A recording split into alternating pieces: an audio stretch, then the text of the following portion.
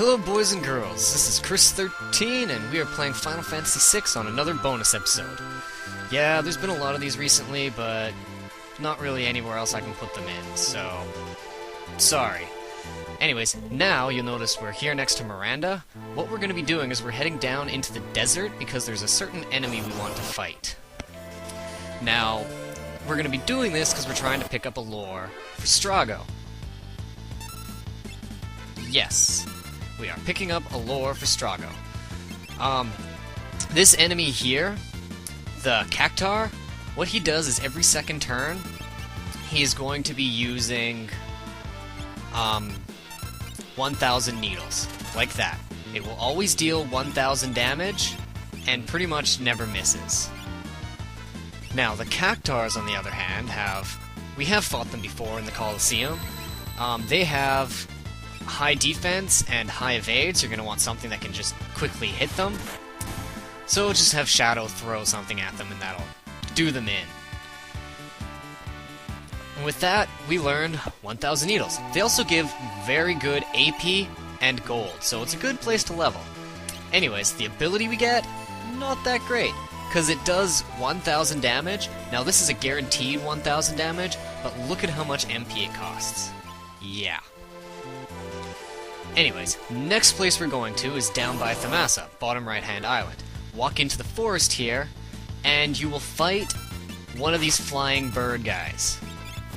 Now, these guys have the ability to cast arrow on you, and I'm pretty sure you'll fight them 100% of the time in the forest. Like, they'll be with or without other enemies, but this is pretty much the best place to fight them. Now, I don't think you can use arrow on them by sketching them, but not totally certain. There we go, Aeroga. That's what we're looking for. It'll hit us, just a wind elemental spell that I think it always multi-targets. I don't think you can single target with it. Kind of like most wind attacks. But regardless, once it casts it on you, kill it off.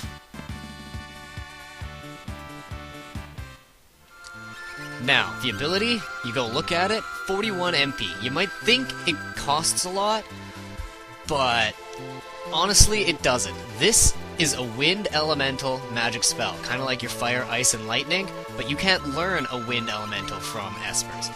Strago is one of the only people that can learn a wind, and if you look, the level 3 spells cost 50, and the level 2 spells cost about 20-something.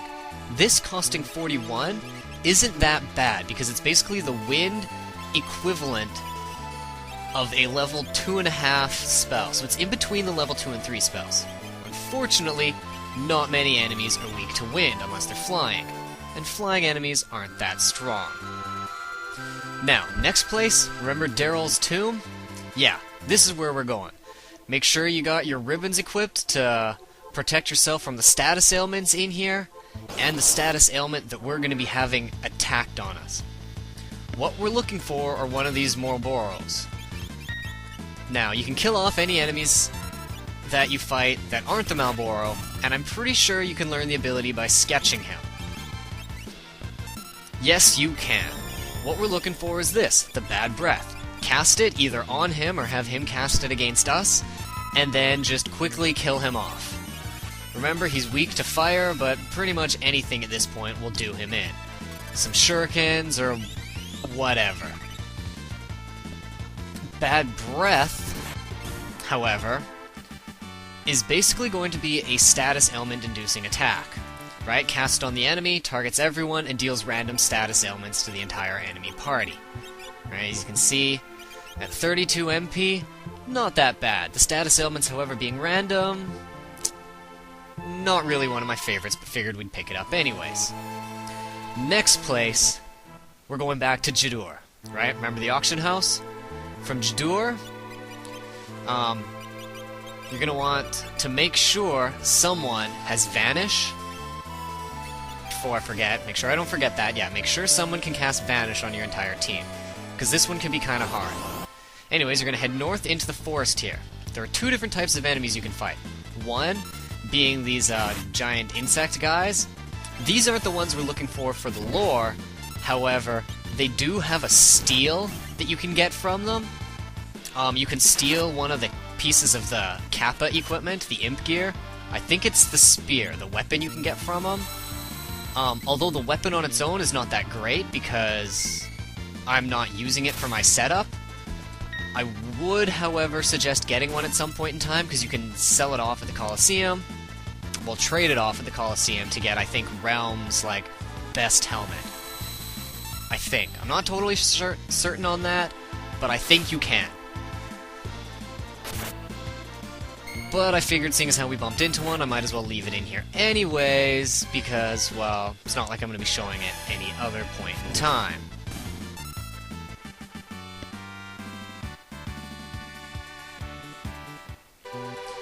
Now, the other enemy we fight are these froggy dudes. Now, these froggy dudes have a few different attacks. All of them being physical, so what you're going to want to do is use Vanish. Best way to do it, of course, Phantom, because then you'll just vanish yourselves. Now, these frogs, their first turn, what they'll do is they'll just attack with a physical. I don't think Sketch works, but I'm gonna try anyways. Icky Sticky Goo? No, I think that just casts slow. So that's gonna suck because that one guy's gonna be going slower. Anyways, first round what they do is attack with physical. Second round, what they're going to do is they're going to use Jump. So this is why you have Vanish, because it'll negate both of those attacks. On the third round, they have a 1 in 3 chance, or a 33% chance, of using the move Rippler, which is the one that we're looking for. We are trying to get this ability. Now, come on. Is that third guy going to come down anytime soon? Sorry, the fourth guy? Because, man, I really shouldn't have cast slow on him. Yeah. So they have a 66% chance on their third turn of either just attacking again or casting Rippler. And then they start their process again.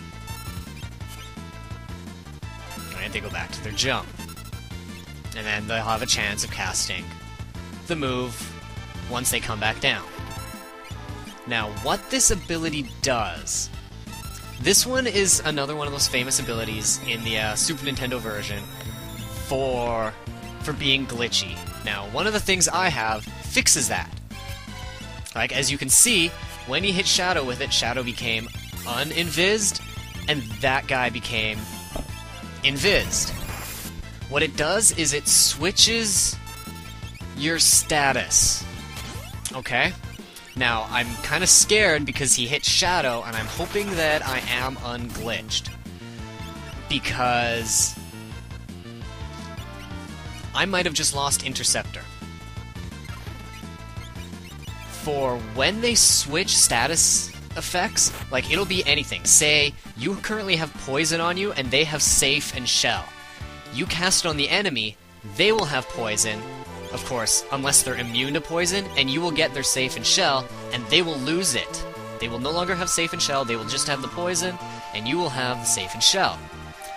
Now, with Shadow, because Interceptor is technically like a stat bonus thing, and I think this also works with like Terra's Morph or things like that, what would happen is, say the enemy casts Ripple on him, he will lose Interceptor, and the enemy will gain it. As soon as you kill the enemy, you will never be able to see Interceptor again, because that enemy is dead, and he's the only one that now has it, and he's gone.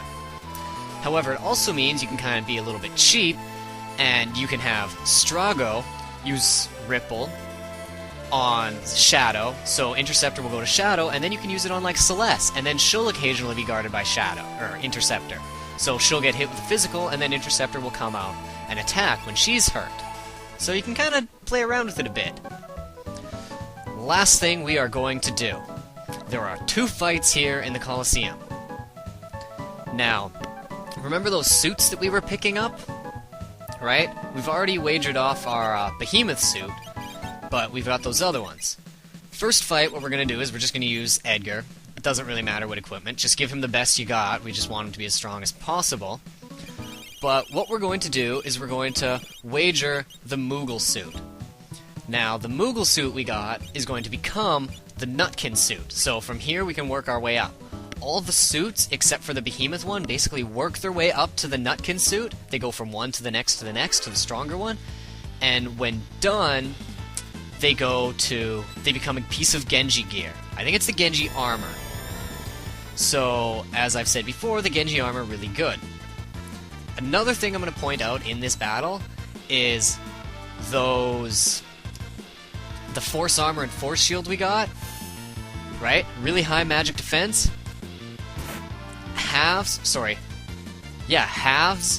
most of the elemental damage we can take. It also casts Shell on you to give you even more resistance to magic. Damn! That thing is good.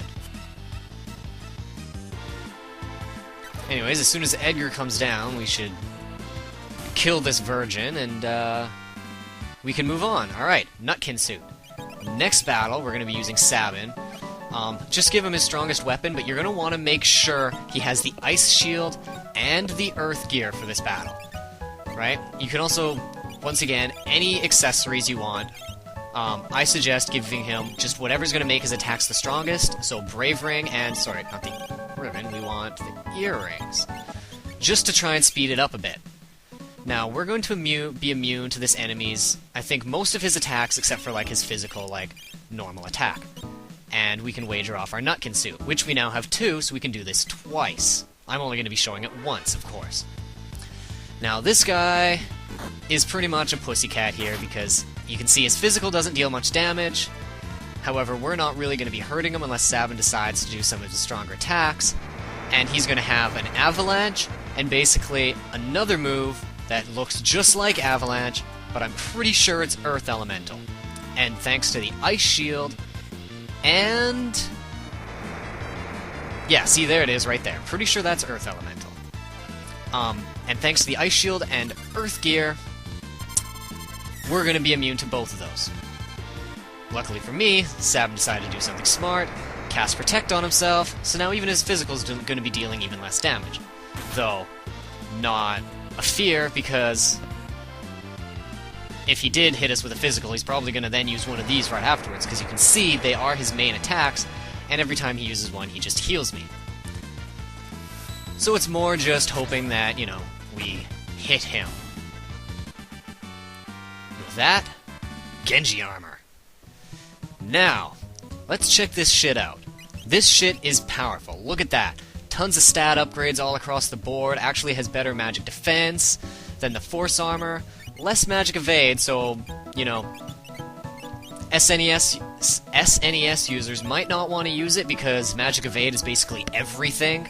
Basically allows you to dodge every attack from physical to magical. Me, on the other hand, I'm probably going to be using it because I can't do that, because I got rid of that glitch. Now, you actually look at it, wherever it is, you'll notice, as strong as it is, it doesn't negate anything, it doesn't have anything, but, look at that, +5 strength, 3 speed, yeah. This armor is a force to be reckoned with. Anyways, I think that's about it. I'll see you guys in the next real episode. I hope you enjoyed it. See ya.